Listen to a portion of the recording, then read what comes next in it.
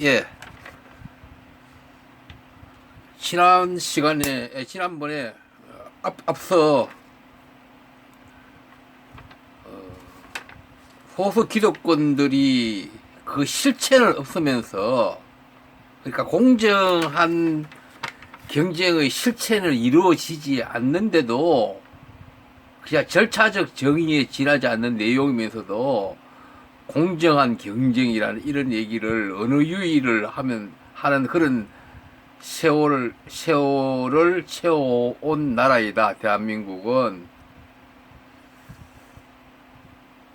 또 한편으로 국민들은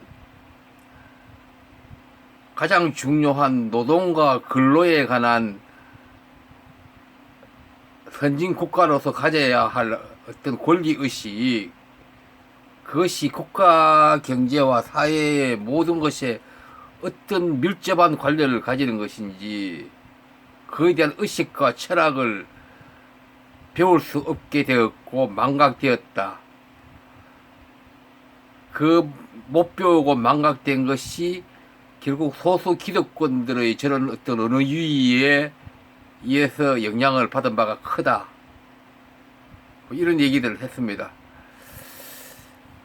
했고, 지금 다음이네요. 보니까 실시간 이슈가 나경원 사학 비리 의혹. 이제 반대편에서 저렇게 띄우는 거래요. 검찰 쿠데타 이런 말이 나오네요. 그리고 LGD 불화수소 국산 대체, 삼성도 이달에 테스트 이런 말 나오고, 어쨌든 한일 간의 어떤 그 무역 문제, 독도 문제, 지소미아 중단 이런 문제로 인해서 복잡합니다. 어떤 국제 외교 문제도. 그러니까 이 한국의 현 정권의 정체성이 뭐냐 이런 얘기도 자꾸 나오고, 자, 복잡하죠. 그 얘기를 이거 좀 할 수는 없고, 그리고 끊임없이 이렇게 한국당은 조국 사무실 꽃 보며 자인하시라 이런 말을 했다 그러고, 어쨌든 그렇고요. 유시민 얘기도 나오네요. 유시민이 이제 두둔한 거에 대해서 또 그것을 치고 나오는 이런 말도 많죠. 어쨌든 그렇고,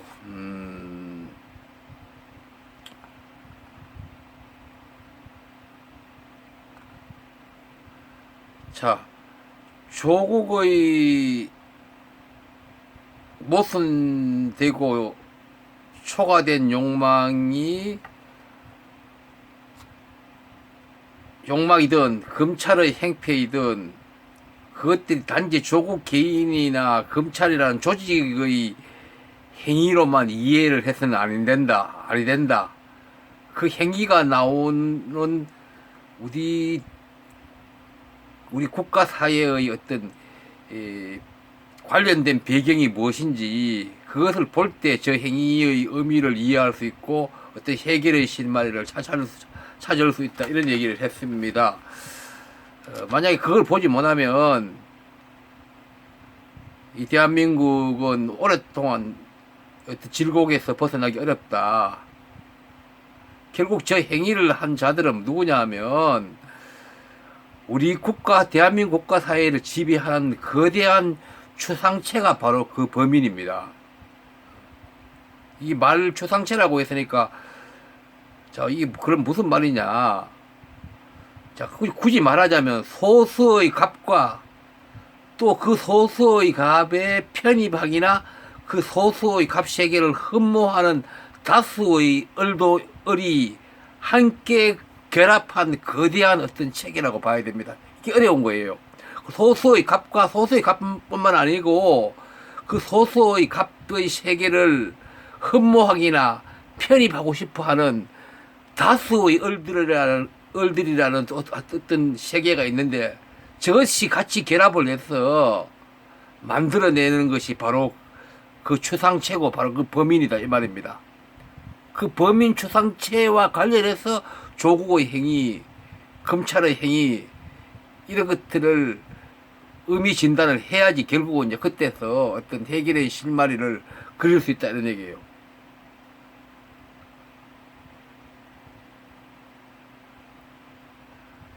결국은 다른 말로 표현을 하면 공존이라는 그 인류가 이루어야 할 가장 그 최상의 가치인 함께 행복하게 같이 살아야 한다는 그 공존의 가치를 잃고 각자 독생으로 내몰려온 우리의 현대사의 집정물이 바로 그 초상체인 범인이라고 볼 수 있는 것이에요. 자, 이거는 상당히 수준 높은 어떤 국민 교육이 이루어져야지 이런 이해가 되는데, 또 이런 이해가 되지 않으면 그게 진정한 그거 선진국으로 갈 수 없는 것이죠. 현재 대한민국 상태로 계속 이제 유지될 수밖에 없죠. 그래 되면. 이게 안 되면.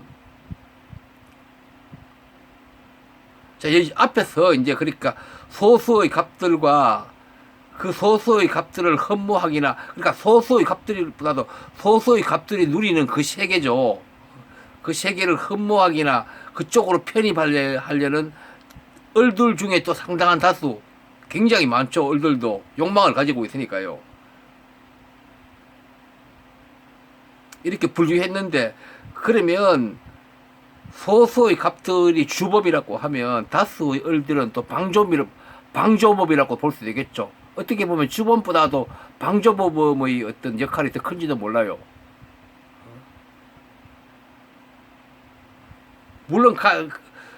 물론 행위 가치에 대한 비판의 영역에서는 소수의 얼들이 비판을 받아야 되죠. 다수의 얼들에게 비판하기는 어렵죠. 그거는 현상적으로 그렇게 분석은 되지만, 왜냐하면 소수의 얼들은 어쩔 선택의 여지가 없이 그렇게 간 거니까요. 결국 국가의 정치 지도자라든지 어떤 이 세상의 이 세상을 어떤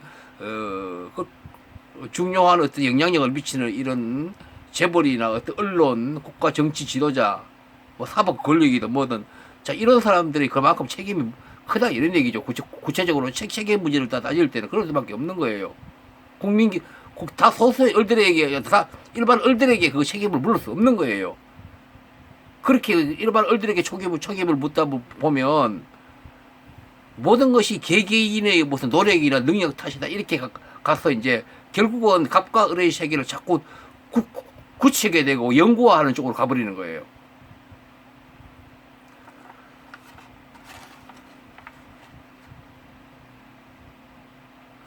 그런데 지금까지 제가 지금 네 번째를 찍고 있는데요. 또 다른 측면으로 보면 이런 게 있어요. 이 얘기를 하려면 좀 복잡한데, 이 대한민국을 지배하는 게 뭐냐 그러면 세계냐면 보수와 리버벌이 지배하는 세계예요. 그러니까 과거보다 이 리버벌의 지배하는 그 비율이 훨씬 높아진 거예요. 민주당의 지배 세력이 주로 리버벌적인 그런 어떤 의식을 가진 사람들이 민주당을 지배하고 있고, 그리고 과거에는 진보에 분류되었는데 이 리버벌이 지금은 진보라고 볼 수 없죠. 이거는 오히려 어떤 자본 지배를 강화하는 그런 데 기여를 하는 그런 세력이에요. 유시민 같은 분들도 이런 리버벌 세력이죠. 개인적으로 훌륭한 인격자이지만도 대한민국 발전 구성에 볼 때는 유시민이라든지 그런 리버벌 세력들은 결국은 현재 상태를 굳히는 거 이상 어떻게 할 수가 없는 거예요. 어떤 변화가 분명히 필요한데 그쪽으로 진입을 하지 않으니까요. 결국은 한 20년 정도 보면 됩니다. IMF 이후의 이런 어떤 자본 친화적이고 어떤 리버블이 지배하고 어떻게 이것이 그 한 20년 동안, 그러니까 자본과 또 타락한 의식, 리버블, 또 화이트 칼라, 민주당 지지자는 화이트 칼라가 차지하는 범위가 넓거든요. 화이트 칼라, 또 정체성이 없는 다수 중도, 이런 것들이 다 어울려가지고 지금 현재 상태가 온 거거든요. 자, 이러다 보니까 국가가 이런 과거 군사 정권과 같이 그렇게 타락은 하지 않아요. 이 리버블이라는 것은 어떤 자유 이런 것들을 또 중시하기 때문에 그렇게 타락을 하지 않는데, 자본이 지배하면서 어떤 양극화를 계속 굳히며 가는 이런 체계로 이제 굳어지는 거예요. 그러니까 미국을 생각하면 거의 이걸 쉽게 이해되는 거예요. 미국 사회의 어떤 형태를 보면 대한민국의 그 모습을 거의 그대로 다 담아버렸기 때문에 제가 누차 얘기했지만 미국 공화당이나 민주당이나 국민들의 일반 국민들의 입장에서 볼 때는 별 의미가 없는 거예요. 국민들의 고달픈 삶을 해결할 세력 어느 쪽도 세력이 아니다 이런 얘기죠. 거대한 자본과 군사 자본과 손을 잡고 있는 상태이지. 그리고 중도란 게 나왔는데 이 여론조사나 뭘 하면 중도층의 비율이 유난히 높거든요. 이게 무서운 거예요. 이 중도층이에요. 어떤 개인적으로 어떤 도덕관도 있고 다 한데 자유도 중시하고 현재 그거 양극화라든지 이런 상태를 결코 개선할 어떤 의식이나 이런 걸 없는 사람들이 대부분 중도층으로 이루어진 거예요. 현실에서 어떤 자기의 이익을 결코 양보하지 않고 자기 이익을 공존보다도 어떤 자기 이익을 최대한 확장하고 싶은 그런 의식이 일반적으로 깔린 이런 사람들이 중도층을 많이 이루어지고 있는 거예요.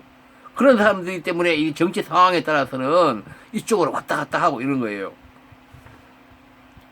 어쨌든 민주당이 유리한 건 맞죠, 앞으로도. 왜냐, 과거와 같이 군사 정권과 같이 단순하고 그렇게 자유를 제한하는 거, 이런 것을 수용할 수 없는 그런 세계로 지금 일단은 변화를 가져온 건 맞지만, 그러나 그 변화를 가졌지만, 거기서 한 번 더 치고 나가야 되는데 딱 멈춘 거예요. 멈춰가지고는, 전부 그거 자본 돈에 의해서 예속되고, 그 권력, 자본 돈의 권력으로부터 놓치지 않으려는 그런 세계 한계 내에서 어떤 중도층이 다 만들어지고 이런 거예요. 그런 얘기고, 이런 리버블 이 얘기를 하려면 또 복잡하니까요. 엄청 할 얘기가 많죠. 리버블 세계 세력이란 것이 이것이 제대로 어떤 국가가 형성된 나라에서는 리버블 세력이 많은 것도 나쁘지가 않아요. 상당히 합리적이고 자유주의자고 이런 사람들. 그러니까 대한민국은 너무나 중요하게 해결해야 할 과제가 있기 때문에 리버블 세력이 다수 차지하면 이거는 해결이 안 되는 거예요. 이거는 계속 이렇게 고착을 되죠. 이렇게 양극화라든지 여러 가지 그 불공평이 고착되게 돼버리죠. 그러니까 뭐 조국시나 이런 사람들 크게 보면 리버블 어떤 그런 적이 세력이라고 봐야 되겠죠. 크게 보면 뭐 강남 좌파 그러는데 강남 좌파란 것이 옛날에는 그게 어떤 낭만적인 어떤 진보로서 이렇게 그나마 어떤 정서적 점수를 줬는데 세월이 10년, 20년 흐르면서 강남 좌파라는 이것도 알고 보니까 결국은 다 변질됐다 하면 표현이 좀 심하지만도 전부 리버블 세력이 다 돼버리는 거예요. 그러니까 국민 7, 80%한테는 오히려 삶에 고통을 주는 어떤 그런 세력으로 되어버리는 거예요. 의도적으로 그런 건 아니죠. 자기 세계를 그렇게 가다 보니까 다 반사적으로 그렇게 당연히 되어버리는 것이죠. 자, 제가 지금까지 이제 4번에 거쳐서 많이 얘기했는데요. 결국은 이 정부가 어떻게 문제를 해결할 것이냐, 무슨 많이 싸우고 하는데 제가 과거 뭐 3개월 만에 동영상을 지금 찍는데 그 전에 제가 가장 중요하게 방점을 두고 이렇게 아쉬워하고 한탄하다시피 얘기한 게 한 가지 있습니다. 임기 초에 이 정권이 뭘 하지 않았기 때문에 이 모든 문제가 지금 안 되도록 되어 있는 거예요. 그러니까 지금 사법개혁이니 검찰개혁이 이런 것도 임기 초에 했어야 가능했어요. 그것도 완전히 가능한 건 아니고 어느 정도만 가능했어요. 또 어느 정도 가능한 것도 또 정권이 바뀐다든지 세월이 흐르면서 또 다시 과거로부터 복원될 수 있는 위험성도 있는 정도 그런 가능성이에요. 그만큼 바꾸기 어려운 거예요. 그래도 그나마 임기 초에 촛불혁명이라는 국민의 전체 대부분의 어떤 강력한 화력을 받고 있는 그 상황에서 그 시기에서 제가 말했듯이 근본 문제 중에 하나인데 그런 어떤 재벌 문제, 교육 문제, 그런 공조직 문제, 세금 문제, 부동산 문제 그런 문제에 대해서 일부라도 강력한 개혁 드라이브를 혁명을 한다는 정신으로 개혁 드라이브를 해서 감히 국가기관이나 검찰이든 뭐든 재벌이든 어떤 촛불 세력의 어떤 뜨거운 그런 열기에 의해서 나서지 못하고 있는 그 임기 초 상황일 때 빨리 밀어붙여가 일부라도 해결했어야 했는데 그때 안 했기 때문에 모든 것이 다 안 되도록 되어 있는 거예요. 그때가 임기 초에 몇 개월 이후부터는 결국 안 되도록 되어 있는 것을 우리는 착각하고 있는 것이에요. 지금도 조국 씨라든지 이런 사람이 들어서 막 검찰 개혁이니 사법 개혁이니 될 걸로 다 착각하고 있는 거예요. 이미 그 시기가 지남으로 해서 안 되도록 다 되어 있는 거예요. 왜냐하면요, 대한민국 전체가 그것을 하려면 강력한 어떤 에너지가 나와야지 가능한 상태의 환경으로 지금 굳어왔는데 20년 정도를 최소한 그런 국민 여론이 강력하게 대다수가 지지할 그런 어떤 시점 아니면 특별한 시기가 아니면 가능하지 않는 일들이 모든 일들이 재벌 개혁이고 모두 귀족 노조고. 근데 그 시기가 이미 지난 후에 벌써 뭐 작년 후반기부터 벌써 이 정권은 재벌을 통해서 일자리를 만들겠다 하는 그런 자세까지 벌써 약화된 정도였어요. 재벌을 통해서 일자리를 만들어 달라고 부탁한다 그러면 그 이미 끝난 정권이에요. 그거는요. 그러니까 제가 하는 얘기, 모든 얘기는 국민들 7, 80% 얼들의 삶이 어떻게 개선되냐 그 기준으로 지금 얘기하고 있는 거예요. 처음부터 저는 동영상 찍으면서 과거부터 그것이 최종 관심이고 목적이에요. 왜 그런지는 마지막에 제가 얘기하려고 그러는데, 자, 그러면 우리가 그것은 어떤 정부에서 수많은 뭐 개혁 조치를 뭐 작년이고 올해고 이렇게 해왔는데 다 그것 조금은 되겠지만 결국 안 될 일을 다 한 거예요. 국민들은 그 착각해가지고 그 민주당 지지자는 뭘 되는 줄 알겠는데 그 안 되는 일을 다 한 거예요. 왜냐하면 어떤 가능한 시점을 분명히 있었는데 그것도 수십 년에 한 번 정도 올 수 있는 그런 임기초라는 절호의 기회를 그냥 놓쳐버리기 때문에 안 되는 거예요. 그래서 뭐 남북 문제를 얘기를 제가 다시 하고 싶은데 제가 누자 얘기했지만도 거기도 그렇게 몰빵 표현이 좀 그런데 몰빵을 할 게 아니었는데 그렇게 해버렸는 거예요. 어느 정도 평상적인 정도 하고 경제 문제에 왜곡된 경제 구조를 갈아엎는 거기에 몰빵을 해야 되는데 그걸 안 해버렸는 거예요. 임기 초에 오직 임기 초에만 가능했어요. 왜냐하면 대한민국 국민 정서가 전부 자본에 예속되어 있고 이런 민주당 세력의 넓은 세력들도 전부 자본이 예속된 세력이기 때문에 더군다나 재벌이라든지 이런 것들이 국가 경제를 지배하는 나라이기 때문에 안 되는 거예요. 임기초라는 이 정부, 다른 정부의 임기초에는 또 어려워요. 이 정부의 임기초에서만 가능했어요. 왜냐하면 촛불 정국이라는 특별한 정국이 만들어졌기 때문에 그 순간을 그냥 저러이 수십 년에 한 번 올 수 있는 찬스를 놓쳐버렸으니까 그 이후에는 그거 다 착시 현상이었어요. 안 된 일이었어요. 그래서 제가 앞 동영상에서 조국 씨가 특히 아무런 문제 없이 법무부 장관이 들어서더라도 검찰 개혁이니 사법 개혁이니 그냥 미미한 수준으로 개혁될 뿐이지 안 된다고 제가 얘기를 한 거예요. 임기 초에 그거 안 놓쳤기 때문에. 그러니까 개개인의 능력으로 보면 안 되는 거예요. 이거는 전체 국가의 어떤 상황을 보고 이런 것들을 해석하고 판단해야 되는 것이지. 결국 다시 한 번 더 말씀드리면 임기초라는 결정적 시점을 포착했지 못했기 때문에 그 임기초를 지나면서 모든 것은 누더기가 되거나 불가능하게 그거 되어버렸다 이런 얘기죠. 그러니까 재벌에게 일자리 부탁했을 때 작년 후반기죠. 그때부터 이 정부는 스스로 이제 포기를 한 거예요. 뭐 포기한다고 자기가 생각 안 했겠죠. 재벌을 통해서도 어떤 일자리를 만들고 경제 살리겠다고 의지를 가지고 물론 선한 의지를 했겠지만 그러나 어떤 사회 구조적으로 어떤 역학적으로 그건 안 되는 일이에요. 그래서는 불가능한 일이거든요. 대한민국 재벌이 무슨 국민 서민들 위해서 자기들이 가진 것을 왕창 내어놓고 어떻게 혁신적인 생각을 할 리가 없죠. 우선 들어주는 척만 할 것이죠. 조금 있으면 임기 끝날 건데 1, 2년 지나면 대한민국 그 정부는요 3년 정도 지나면 내 임대 그걸 바로 들어가요. 그 대부분 다 특별한 말이 일이 없어서요 3년밖에 없어 이 일을 할 기간은요. 벌써 이 정권은 내 임대에 들어가 버렸어요. 어느 정도. 그리고 이 정부가 마지막으로 한마디만 더 하죠.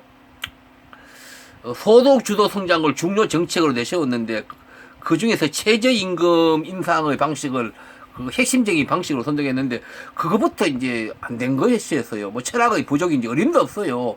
소득 주도 성장은 국민들이 그거 다수 국민들이 소득을 안정되게 잘 얻어서 그거 소비를 활성화시켜 가지고 경제가 순환되도록 해서 국가 경제를 살리고 국민들의 삶도 살린다는데 그게 될 리가 없죠. 최저임금 그걸로 가지고는. 제가 말씀드렸듯이 재벌 문제라든지 경제 구조라든지 교육이라든지 어떤 공조직 그런 근본 문제들을 거기서 어떤 변화를 가지고 이래서 소득 주도 경제도 가능한 것이에요. 그런 거대한 어떤 근본적인 문제를 손도 안 대면서 무슨 최저임금이라는 올려가지고 단순한 방식으로 세상이 그렇게 쉽게 변화되는 게 어디 있어요? 그렇게 세상이 그렇게 쉽게 변화시켜 주는 거요? 피를 흘려야지 거기에서 뭘 떨어지는 것이지. 무슨 최저임금 하나 가지고 소득 주도 성장으로 연결된단 말이에요. 오히려 부작용만 일어났죠 결국은. 그 절대 불가능한 일을 했기 때문에 그러니까 어떤 철학의 부족이고 국가의 어떤 에너지 분배를 잘못했고 그런 것 같아요. 그러니까 그런 것도 있어요.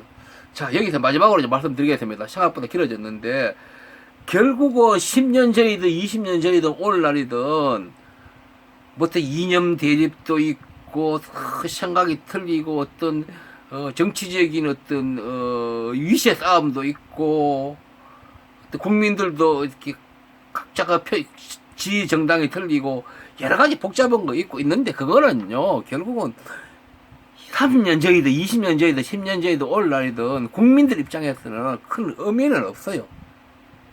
그럭저럭 맞춰가고 그렇게 가는 것이에요. 조국 씨가 법무부 장관 돼도 관계없어요. 다른 사람 들어도 그렇게 달라질 게 없고, 조국 씨가, 어쨌든 간에 조국 씨가 들어도 법무부 장관 아무 달라질 수 없어요. 국민 정세는 조금 이게 지금 난감하기는 한데, 그렇게, 국민 정세가 좀 난감한데, 조국 씨가 돼도 어차피 다른 사람이 들어와도 크게 달라질 거 없으니까 조국 씨 돼도 그래도 어떤 조국 씨는 어쨌든 어떤 사법 개혁을 하려고 조금 나름대로 연구를 하고 이제 했을 테니까 그런 정도의 어떤 의미는 있겠죠. 그러나 그 근본적인 기대는 가지지 않는 게 그게 옳고요. 제가 볼 때 뭐 조국 씨가 되냐 안 되냐 저는 큰 관심은 없어요. 어차피 조국 씨가 되나 다른 사람이 되나 바뀔 건 없다는 것을 저는 명쾌히 그것을 인식을 하고 있기 때문에 조국 씨 개인에 대해서 비판의 문제는 여기서는 길게 못 하겠네요. 그거는 지금 단정적으로 얘기를 못 하겠습니다. 일단은 표면적으로 든다는 사모펀드나 이런 거에 대해서는 좀 납득을 상당히 하기 힘든 이런 걸 분명히 있는데, 뭐 정문에 이런 과정이 없었기 때문에, 구체적인 판단을 못 하겠습니다. 어쨌든 간에, 법무부 장관으로서 어떤, 최적의 인물이다. 뭐 이렇게 얘기할 수는 전혀 할 수 없는 거고요. 그렇다고 다른 사람들보다도 어떤 못할 것이다. 그것도 아니고 뭐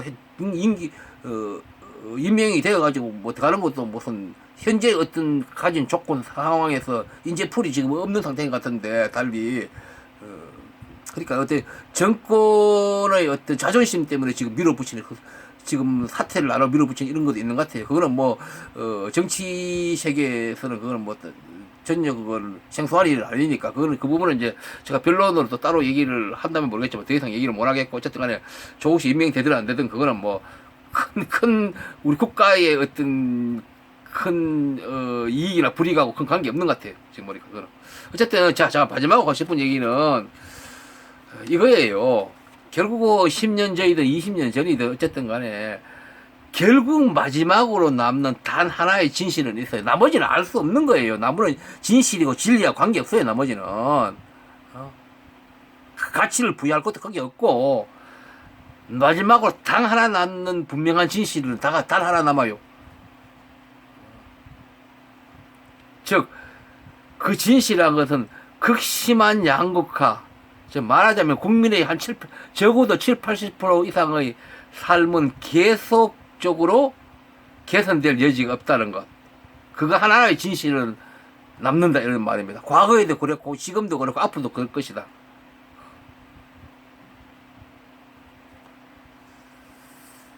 결국은 그 국민들은 그렇게 좀 고달픈 삶을 앞으로도 계속 살아야 되고, 결국은 구체적으로 보면 뭐 가족 간에도 눈치를 보며 살아야 되는 이런 어떤 환경을 가져야 되고, 또는 비정규적으로, 또는 투잡으로, 또는 빛으로, 이렇게 개중에는 또 이 빛으로 어떻게 하루하루 메워간다든지, 결국은 인생은 감동이고 기쁨이어야 되는데, 그게 아닌 살아남아야 한다는 생존에 걸린 삶이 되는, 젊은이들은 결혼이 무섭고 자식을 놓는 게 무섭고, 이런 어떤 또 심한 경우에는 내 목숨을 포기해야 되는 경우도 있을 거고, 자, 이런 고달픈 삶을 결국은 벗어나기 어렵다는 이거 하나의 진실은, 분명한 진실은 남는다, 이런 얘기예요. 다른 거는 알 수 없는 일들이에요. 모든 것들은. 딴 것들은 그 하나의 진실을 남는데, 그것이 오늘에 있어서 새로 생긴 게 아니고 20년 전이나 10년 전이나 똑같이 있어도 온 그런 서민의 국민들의 고달픈 삶이 지금 계속 이어지고 있고, 앞으로도 바뀔 기대의 희망이 별로 보이지 않는다. 그 하나의 진실만 남는 것 같아요. 이건 다 쓸데없는 거예요. 국가가 존재하는 이유가 뭡니까? 국민들의 삶이 그거 행복해지는 거 아닙니까? 국민들의 삶이 그 일부만 행복하고 나머지는 행복하지 않으면 모든 것이 무의미한 거잖아요.